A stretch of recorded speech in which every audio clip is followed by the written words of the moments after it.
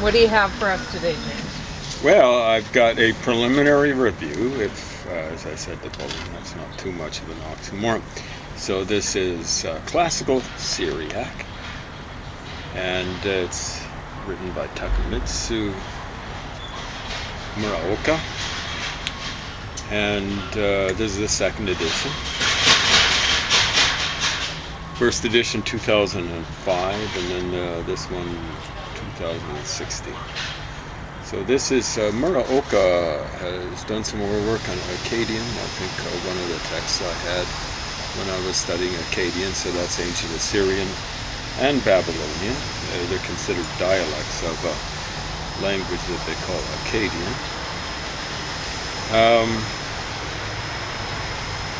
So yeah, I took that at university. Actually, technically speaking, I kind of led a class after taking an initial stage of it. There were three of us. One person the next year went to Harvard. I'm not sure if she was studying Greek, classical Greek, language and history and stuff like that, or was studying stuff like Akkadian and Hebrew. Maybe Hebrew, I'm not sure. But anyway, she got into Harvard. That's very good. And the other one was a professor out at the university. I won't say what discipline he's in, but he's interested in using various languages of the Middle East and elsewhere for a history of his discipline. And it actually is a discipline, unlike so many so-called disciplines out at the university. It's specialty. And unlike every professor I've ever seen who's started off taking a language course at the university, he actually sticks with them. It's like writing some of the languages he was taking is kind of like trying to stay on a Brahma bull for 8 seconds. Only have to stay with it for a little over 3 months or something like that. And so he's done that with Greek.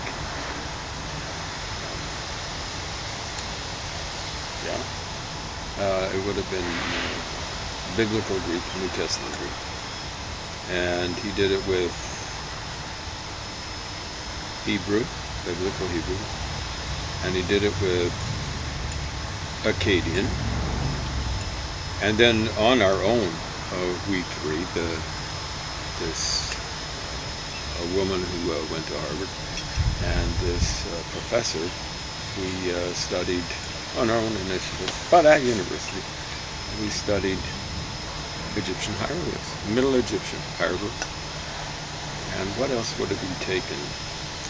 He had to take the Hebrew in order to take Akkadian. So what I was going to say about this, it doesn't come recommended unless you've actually got some experience in Hebrew. It's so much of the terminology is kind of in here. It's understood that you have a background in Hebrew. It's called a basic grammar, but generally when they teach these things, these Semitic languages that are dead languages and stuff like the Middle East, I suspect it's the same with Ugaritic and Aramaic and things like that. They kind of assume that you've got a background in Hebrew. So what I've done is I've only gone through, that's why I said it's a preliminary review. It's 2 different parts. It even has a different numbering system for the 2 different parts. So I've done the grammar. It's only about a little over 100 pages, including the introduction. And then I haven't done the exercises, actually, and I haven't gone through the verb paradigm, so I should have waited, but what the hell, I'll do that somewhere down the road. But it's got it's a basic grammar of Christomathy, which is a collection of texts for you to work on. And that's going to take me a long time working through, so you can see it's just like Phil Spector did something called a wall of sound when he was producing music in the 60s and later on. But this is like a wall, these are notes, but here, that's just a wall of text. It doesn't mean anything to you unless you've actually studied. Now the script looks to me a little bit like a early version of the Arabic script.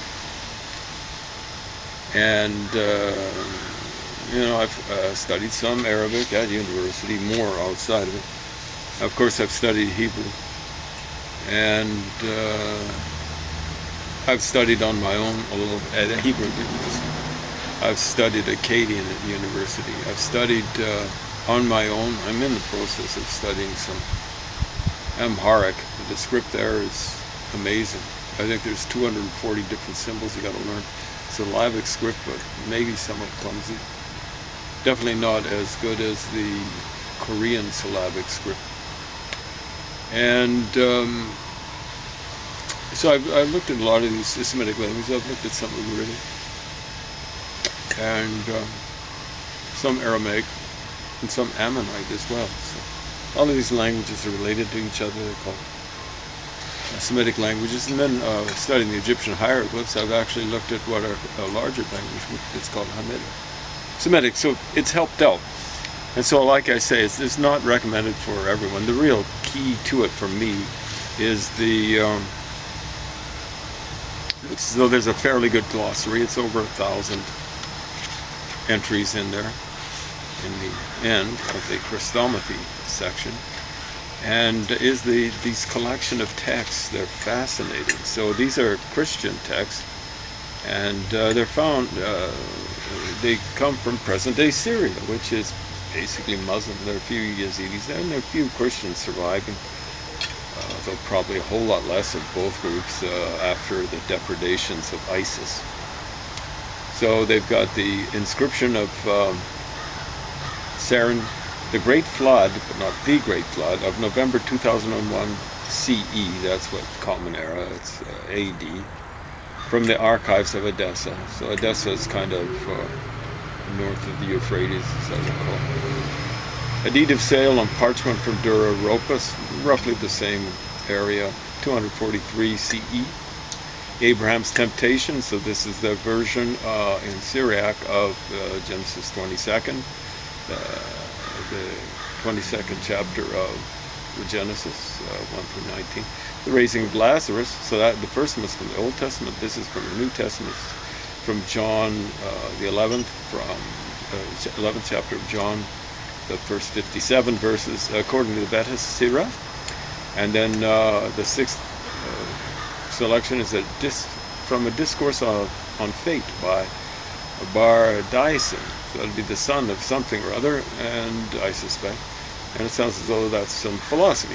And then the seventh selection is the Odes of Solomon. So this, I don't think, is the Song of Solomon or anything like that. So it's something outside of the Bible. And then here's another one that seems outside of the Bible, Acts of Judas Thomas. So, or maybe it's someone who came after the New Testament. Aphrahate's sixth demonstration on monks. So Ephraim, so that's maybe something like Ephraim. So, a commentary on Genesis the 22nd. Jacob of Syriac, so Syriac, as I recall, is on the Euphrates. On the Apostle Thomas. And then some juridic decisions. And then Job of Edessa on sleep. And it sounds as though it might be somewhat philosophical. Ish-Odad of Merv, and Merv, that's an interesting sort of thing, because if it's the same Merva I'm thinking of, it's called, in some sources, Mari or something like that. It's located north of Mashhad in northeastern Iran. It's located in Turkmenistan, former Soviet Central Asian Republic. So that's a long ways away from Syria. So Ish-Odad of Merv on John the 11th. And then some lighthearted stories, so those presumably aren't religious in nature. And then from Bar Hebraeus' Syriac grammar. So that's the stuff, the selections, the stuff that I'm still faced with. And what I'm going to have to do, there are copious notes in there. I'm going to have to use the glossary a lot. And I'm going to have to, ordinarily when I'm reading or going through a book like this, I don't really do much paperwork. I try to do it in my head, try to retain the stuff in my head, like when I'm doing the exercises. Because writing it down on paper, it helps some people. It just tends to slow me down in some cases, but I'm going to have to do it with the selections. I'll be translating them. It won't be anything that I'd want to publish, but yeah, I've done that with Akkadian. I've done that with Egyptian hieroglyphs, Middle Egyptian hieroglyphs. I've done that with Hebrew. Done that with Latin. Done that with New Testament and Classical Greek. Stuff like that. They're not translations that you want anyone aside from your instructor to see, but it's part of the process of learning the language. Anyway, it comes recommended. Just get it used. Don't spend a lot of money on it.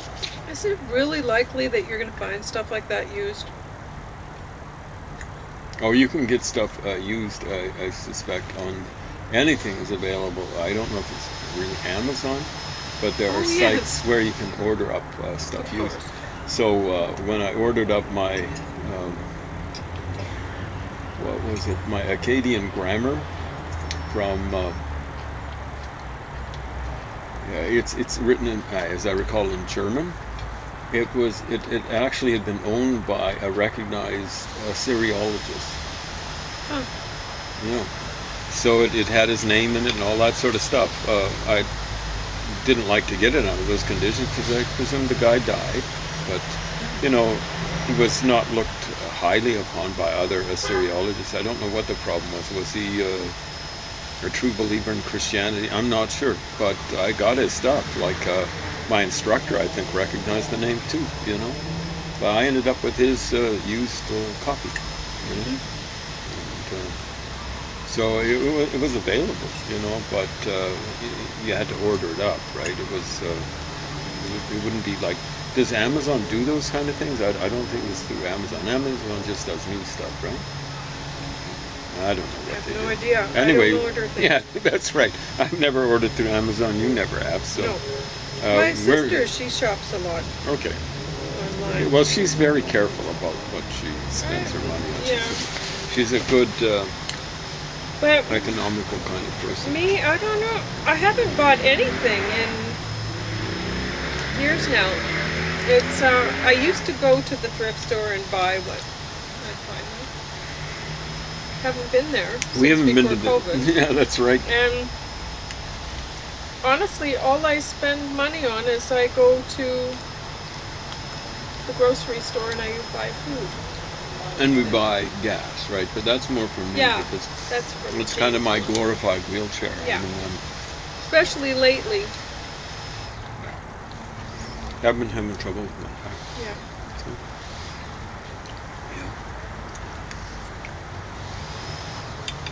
So, anyway, and every once in a while I'll get thinking I should be doing some art, and I'll go out and get a bunch of art supplies and then rarely use them.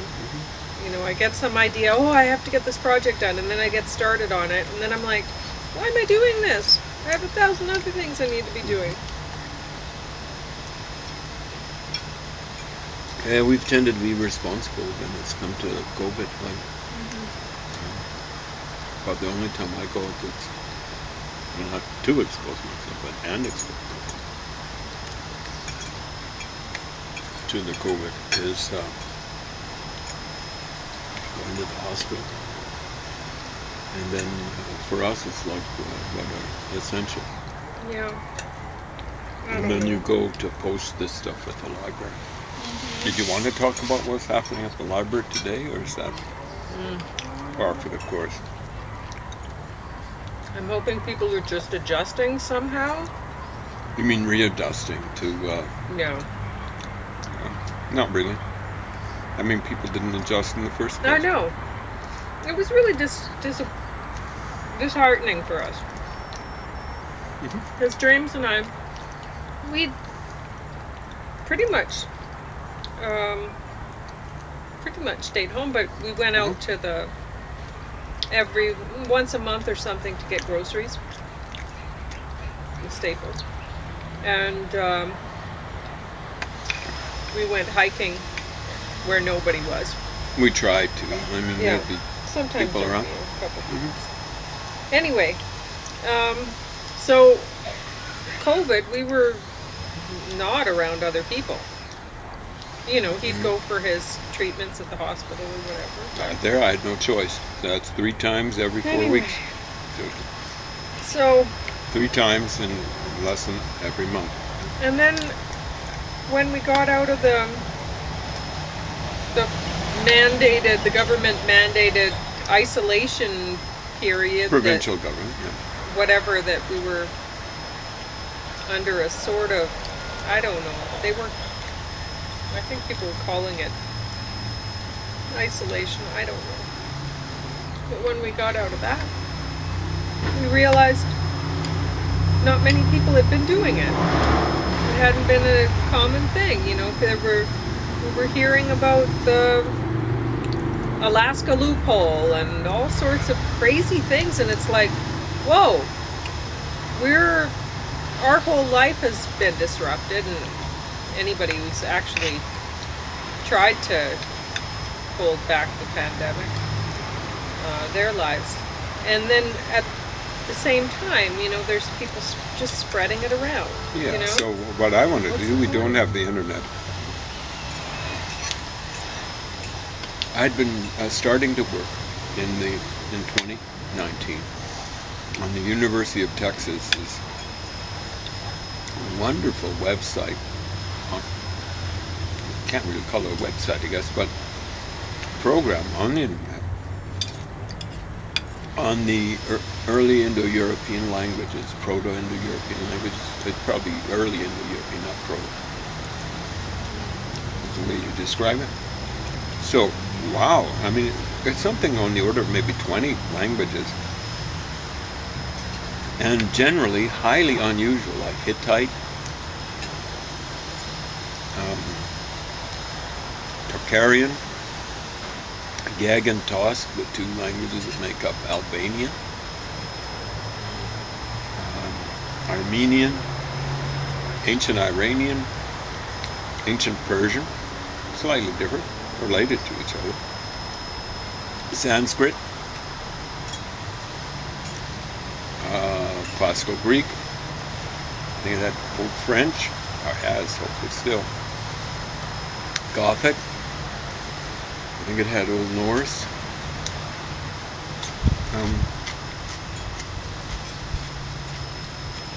Old Russian, Old Church Slavonic, Old English, Old Irish, on and on it goes. Very impressive. I was starting to work on that. I wanted to continue. I want to continue. I don't know if I'll ever. I don't know the governments of this world are going to get in gear and get rid of COVID the way they got rid of, well, they got rid of smallpox. Yeah. But I think this one just works along with their general plan of Euthanasia for old folks. yeah, If people are and in the for way. people who have comorbidities, like You know, well, who are in the people way. with Yeah. people with health problems like heart, like cholesterol, diabetes. And you at home might think that I'm concerned about it because I've got all sorts of comorbidities with cancer. Take this seriously. When SARS was hitting, I was in pretty darn good health. When was that? 2003. About 18 years ago. That's around when you met me. Was I in good health or was I in good health? I was in tip-top shape. And I was absolutely flabbergasted with how bad the initial Canadian response at least was. And the world response to it. Until the healthcare system started getting its lights punched out by it. So it's not as though I'm some sort of hypocrite. Hey, you know, like, save me from COVID, because I'm in trouble now. No.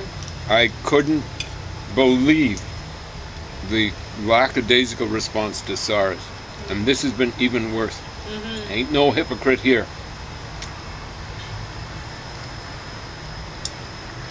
Yeah, well, It's been consistent with me right down the line.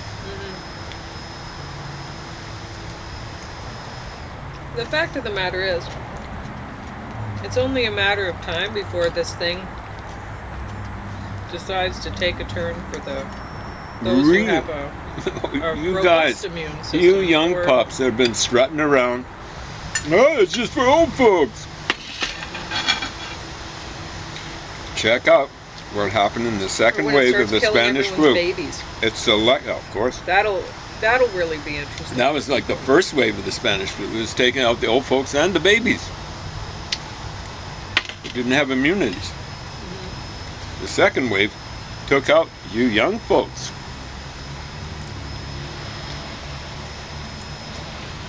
You know, people under 60. It's really like people in their 20s and stuff like that. I almost took out my granddad. Yes, he was 37, but he had the constitution of a horse. He lived to be 87. He lived 50 more years. And he didn't put the pounds on or anything like that.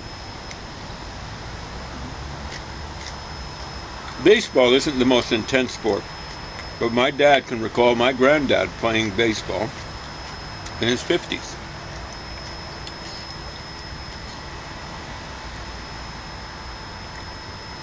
Had the constitution of a horse, and he almost died. How bad was it for him? Well, this is what my dad says.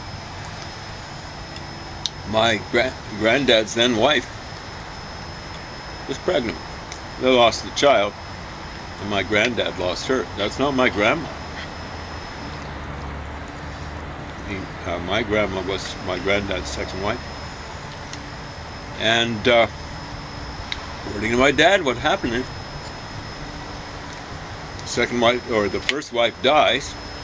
Her family turns up to repossess her goods. Now that's not right. You know, in a marriage, the goods are, so they're already, as far as I'm concerned, committing a crime. But then they proceeded to appropriate his property. And my granddad, he'd been healthy, wouldn't have stood up for that. I don't think of him as a violent person, but he stood on his rights. Now he's only 5'9", but I hate to scrap with him. I would have hated to scrap with him. I don't care if he was 37 and not 27 or 17. They would have mangled him. It wasn't his way, but if they wanted to get in a fight, he would have mangled them. But he was laid up. I guess it was out in the countryside or something like that. He was in the hospital. And they took away everything they wanted. I don't think it was everything we had. Probably some of the stuff wasn't worth it to them. But that's what the possibility that you young pups are faced with. Wake up and smell the coffee. The longer we dicker around with this, the more likely something is going to happen. What we're doing is we're sitting in the house of life. And we're gambling with Mr. D. The Rolling Stones sang a song, Dancing with Mr. D. We're dancing with Mr. D, but we're gambling with him. Is Mr. D the devil? Well, I think he's death. And here's the deal. Love to. I'm a little worried you might eat it. I know. I don't believe in swatting around with them because the others will get excited and they'll come in and... Yeah. If there's any justice in this world, they go after me, but they're just as likely to go after you, right? I find, see, it's. I don't know why they're attracted to colors too. Yeah. I'm wearing a colorful shirt. They're... Anyway, yeah, when you're gambling with Mr. D, when you're dancing with him and gambling with him, when you're gambling with death, the house wins. If you play long enough, what we've been doing is we've been on a real run here. Wow, We're gambling and we're winning. Most of us are winning. Woohoo! Let's keep on gambling. The house wins if you play long enough. And it's going to come and bite you. I don't have to say where. Do I?